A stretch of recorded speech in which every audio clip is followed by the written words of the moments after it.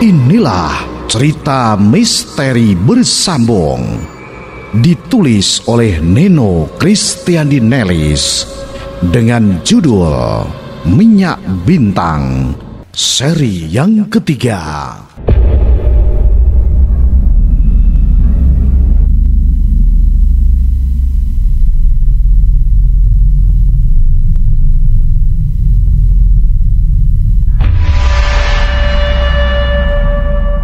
Semua tokoh dalam cerita ini sengaja disamarkan. Kali ini mengetengahkan episode meninggalnya Feby.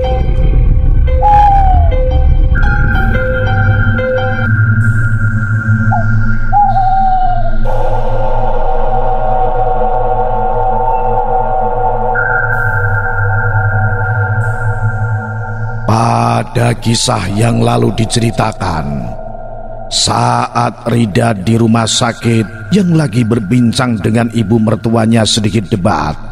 Namun ketika mertuanya Pak Andri berbicara, dia diam saja dan mengikuti apa yang menjadi perintah Pak Andri. Beberapa saat kemudian, ketika jam tepat menunjukkan pukul 10 malam, tiba-tiba di rumah sakit itu terjadi kegaduhan yang luar biasa. Ini karena tiba-tiba Feby yang tinggal sendiri dalam ruangan VIP meraung-raung dan meronta-ronta tak karuan. Cukup lama ia dalam kondisi seperti itu, hingga akhirnya ia kembali tenang dan tak bergerak lagi ketika beberapa perawat datang untuk menenangkannya. Rida yang saat itu masih belum mendapat izin untuk menemui suaminya, hanya bisa mendengar kalau semua luka bacok yang ada di tubuh suaminya tiba-tiba infeksi dan berubah semakin parah dari sebelumnya. Ini sangat bertentangan dengan pernyataan Pak Andri sang ayah mertua yang sok hebat tadi. Maka akibat rasa penasaran yang menggebu, akhirnya Rida nekat bertanya kepada para petugas medis yang menangani suaminya. Maaf, kenapa dengan suami saya? Tanya Rida dengan menggebu-gebu. Kami juga tak mengerti, Bu. Padahal beberapa jam yang lalu suami ibu lukanya sudah kering dengan sangat cepat, tapi kini malah kembali parah, saut salah seorang perawat yang nampak pucat akibat ketakutan. Lalu bagaimana sekarang? Apakah suami saya akan baik-baik saja? Tanya Rida lagi. Entahlah, Bu, kondisinya sangat kritis. Tapi dokter dan para petugas di dalam sana sedang berusaha sebaik mungkin untuk menyelamatkan jiwa suami ibu. Iya, semoga suami saya baik-baik saja, pungkas Rida dengan air mata yang mulai berlinang.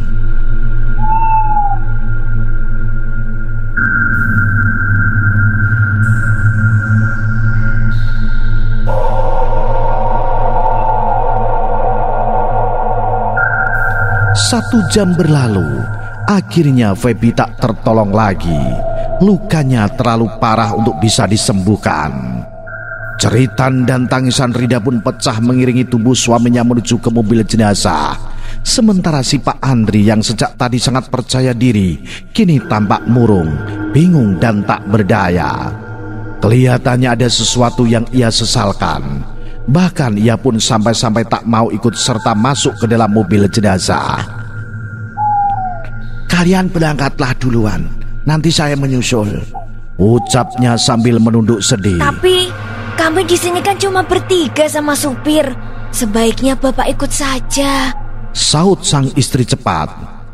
Tidak, kalian pergi saja, nanti saya nyusul, sentak Pak Andri kesal. Lalu karena Pak Andri memang benar-benar yakin tak mau ikut, akhirnya Rida dan ibu mertuanya pergi tanpa pengawalan dari siapapun. Ya, nampaknya seluruh orang, terutama pihak perusahaan, sudah lepas tangan dengan keadaan mereka. Inilah yang sejak awal dikhawatirkan oleh Rida. Ternyata percuma saja suaminya mati-matian membela pihak perusahaan, sebab pada akhirnya akan menghindar dan menghilang bila sudah ada masalah seperti ini. Kenapa tidak ada satupun pihak perusahaan yang mengawal kita? Tanya sang ibu mertua heran. Entahlah, Bu. Semuanya ngaku sibuk. Dasar tidak tahu terima kasih. Sudahlah, Bu. Masih untung mereka mau bayar semua biaya administrasinya. Dan juga masih bersedia membayar pesangonnya. Tukas Rida pasrah. Mendengar kepasrahan Rida, sang ibu mertua pun tak bisa banyak bicara. Karena percuma ia marah-marah jika toh pada kenyataannya mereka tetap sendirian di dalam mobil jenazah yang sudah tua dan tak bisa melaju kencang itu.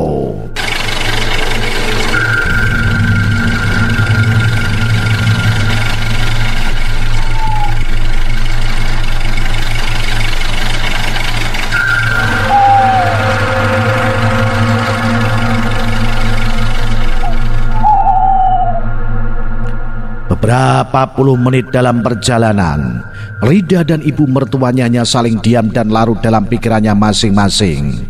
Sementara sang supir terlihat beberapa kali menguap karena mengantuk. Bisa lebih cepat enggak, Bang? Tanya Rida akhirnya, karena laju mobil benar-benar membuat perjalanan terasa lamban.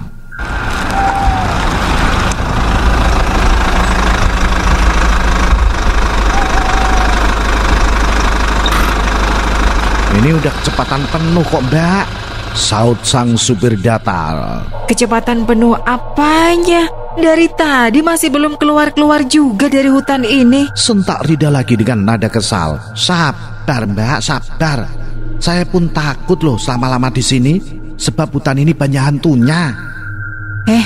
Yang ngomongin hantu itu siapa? Abang ini macam-macam saja. Bentak Rida semakin kesal.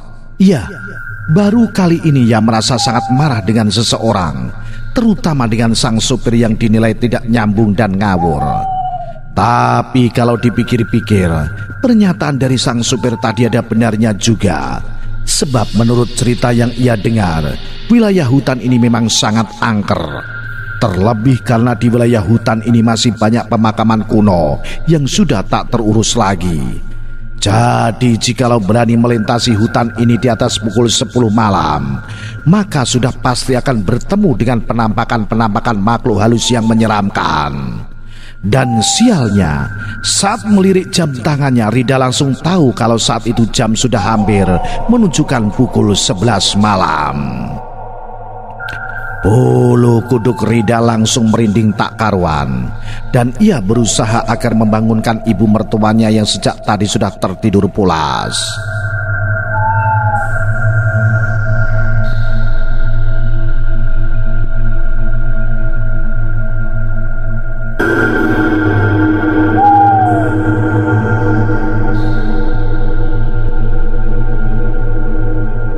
Sampai mana kita? Kenapa berhenti? Tanya sang ibu mertua kaget ketika ia terjaga tepat saat mobil yang mereka tumpangi tiba-tiba mogok di sebuah lokasi yang nampaknya tak jauh dari beberapa buah bekas makam kuno. Mobilnya mogok, Bu. Saut Rida dengan suara bergetar. Mogok? Terus supirnya mana? Tuh, dia lagi memeriksa mesinnya. Waduh, kenapa sampai mogok sih? Ini kan masih jauh dan di tengah-tengah hutan pula. Sentak sang ibu mertua keras dan mulai menunjukkan sikap panik. Sabar, Bu. Ini tidak akan lama kok. Bisik Rida menenangkan. Tapi kalimat sang ibu mertua langsung terhenti, karena saat itu juga sang supir tiba-tiba muncul dan langsung masuk ke dalam mobil dengan napas terengah serta bercucuran keringat. Dari sikap ia tunjukkan, nampak betul ia sedang berusaha menahan rasa takut yang luar biasa. Ada apa, Bang? Tanya Rida heran, tapi sang supir sama sekali tak menyaut. Ia hanya menunjuk-nunjuk ke belakang dengan wajah yang merah dan berlinang air mata.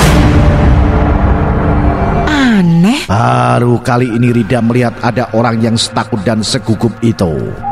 Lalu karena belum mendapatkan jawaban, maka Rida dan ibu mertuanya mulai menoleh ke belakang. Tidak ada siapa-siapa kok. Sentak mereka berdua bersamaan, dan demi mendengar itu, sontak saja sang supir menjadi kaget dan langsung menoleh ke arah Rida.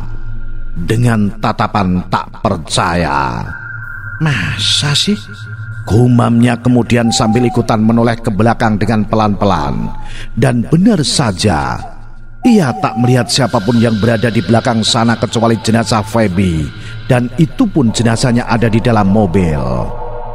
Aneh, gumam si supir dalam hati. Padahal ia ingat betul jika di belakang mobil tadi ada sesuatu yang menyeramkan. Bang, terus kita gimana sekarang? Sentak Rida kemudian ketika sang supir sama sekali tak ada tindakan apapun. Mobilnya tak mau menyala, Bu. Saut sang supir akhirnya dengan suara bergetar. Aduh, terus gimana dong? Masa kita harus terjebak di sini sampai pagi? Kerutu sang ibu mertua kesal. Buruan baikin sana. Timpal Rida pula.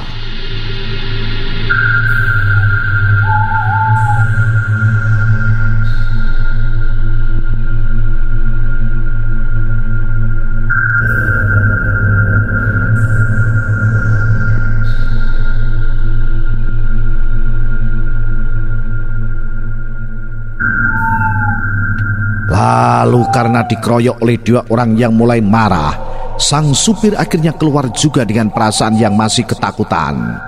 Penampakan yang tadi sempat dilihatnya kini mulai menghantui hati dan pikirannya lagi. Ya, sebenarnya apa yang dia lihat beberapa saat lalu itu adalah sesosok laki-laki yang penuh dengan luka bacok dan berlumuran darah. Ia tidak tahu siapakah itu, sebab ia memang tak tahu apa-apa tentang jenazah yang ia bawa sekarang.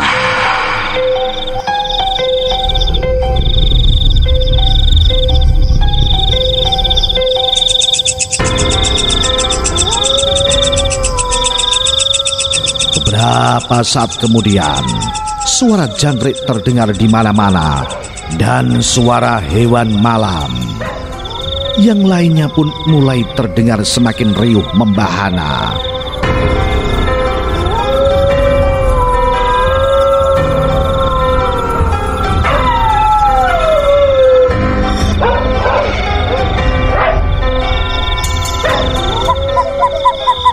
Kerusakan mobil jenazah yang sudah berusia tua itu masih saja belum ditemukan. Sedangkan untuk meminta bantuan sangat tidak mungkin dilakukan karena signal sama sekali tak ada. Begitu pula bila menunggu ada kendaraan lain yang lewat. Itu sangat mustahil karena jalan ini tidak akan dilalui satu orang pun bila hari sudah malam.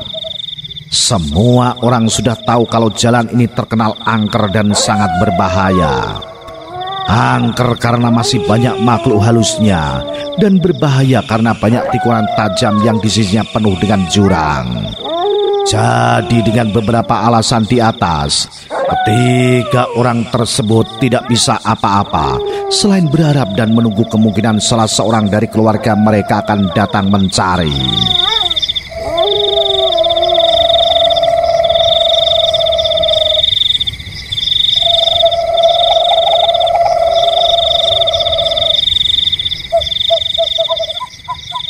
Takut, gelisah dan panik ini terasa sangat menyiksa.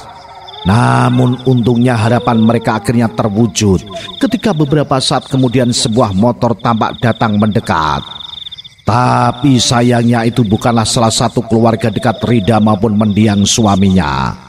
Namun justru seorang lelaki musuh mendiang suaminya ketika masih hidup. Mbak Rinda, ada apa ini? Siapa yang meninggal? Tanya si lelaki tadi sembari menghampiri Rida dan ibu mertuanya. Sementara si supir mobil jenazah masih terlihat sibuk di bagian mesin, meski tak tahu apa yang harus diperbaikinya. Oh, ini bawa suami saya. Saut Rida pelan dan agak sinis, sebab ia tahu bahwa itu adalah musuh bebuyutan suaminya yang tak akan menolong walau dibayar sekalipun. Apa? Bang Feby meninggal? Sentak si orang tadi sambil terbelalak tak percaya. Iya, emang kenapa? Sentak Rida ketus. Waduh, kalau begitu kenapa kalian masih berada di sini? Mobilnya rusak ya? Tanya si orang tadi lagi sambil ikut-ikutan panik. Ia sama sekali tak ada menunjukkan rasa bahagia seperti yang Rida duga sebelumnya. Iya, awalnya Rida sempat menduga kalau musuh bebuyutan mendiang suaminya ini akan tertawa dan bahagia bila tahu Feby sudah meninggal dunia. Tapi saat itu sikap yang ditujukan justru malah jauh berbeda. Ia justru terlihat ikut prihatin dan bersedih. Bahkan tanpa diminta ia langsung pergi memberitahukan kepada seluruh keluarga besar Rida jika mobil jenazahnya sedang mogok. Dan tanpa menunggu lebih lama lagi keluarga Rida datang menjemput mereka. Maaf Bang, kenapa Bang Degan Manowo mau membantu kami? Padahal kan Anda sedang bermusuhan dengan mendiang suami saya. Sungguh sangat ternyulah hati Rida sekarang. Ini semakin membuatnya mengerti jika yang namanya orang satu kampung itu ternyata akan selalu lebih peduli terhadap musibah sesama warganya meski sedang bermusuhan sekalipun. Berangkat dari kejadian ini, Rida akhirnya mulai melunak dan berani bertanya mengapa sang musuh bebuyutan mendiang suaminya ini mau membantu mereka. Saya sudah tidak memikirkan tentang masalah itu lagi. Dan saya sudah memaafkan beliau. Lagian tak ada gunanya sifat dendam itu kan? Saut sang musuh bebuyutan dengan bersungguh-sungguh. Semakin ternyulah lagi hati Rida sekarang. Ia semakin yakin bila keputusan suaminya dulu untuk membela pihak perusahaan sampai mengorbankan nyawanya itu sama sekali tak berguna. Sebab pihak perusahaan hanyalah mau sebatas mengurus biaya rumah sakit dan pesangon saja. Setelah itu mereka menghilang entah kemana. Sedangkan untuk warga desa tak ada yang mengeluh saat membantu kesusahan mereka. Bahkan hingga proses pemakaman selesai, justru yang kebanyakan membantu adalah orang-orang desa yang pernah berselisih dengan mendiang suaminya. Dan apapun mengenai masalah dengan orang yang membacok suaminya, ternyata itu tak bisa terungkapkan. Sebab yang membacok itu adalah suaminya sendiri. Sementara orang yang dibacoknya malah tak terluka sedikit pun. Jadi secara teknis memang suaminya yang membacok orang, tapi pada kenyataannya setiap luka bacok itu malah muncul pada dirinya sendiri. Ini sama sekali tak bisa diproses secara hukum. Karena saat suaminya mengamuk orang-orang tak ada yang mau melawannya. Ia sendirilah yang menyerang orang-orang dengan membabi buta.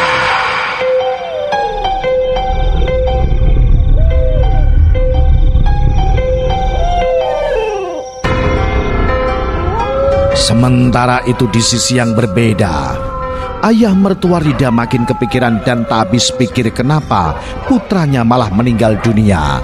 Padahal ia sudah meminumkan minyak bintang kepadanya. Ini merupakan kali pertamanya keampuhan mistik minyak bintang yang saat masyhur itu gagal. Dan atas dasar ini pula sang ayah mertua, atau lebih akrab dipanggil Pak Andri itu, jadi penasaran dan bertekad membongkar semuanya. Bahkan ia pun berencanakan balas dendam terhadap orang-orang yang sudah berurusan dengan mendiang putranya itu. Nah, apa yang akan terjadi kemudian? Ikuti terus cerita misteri bersambung Minyak Bintang yang ditulis oleh Neno Kristiadi Nelis. Saya Ki Banu Asmoro. Salam Jimatres, salam satu misteri. Au.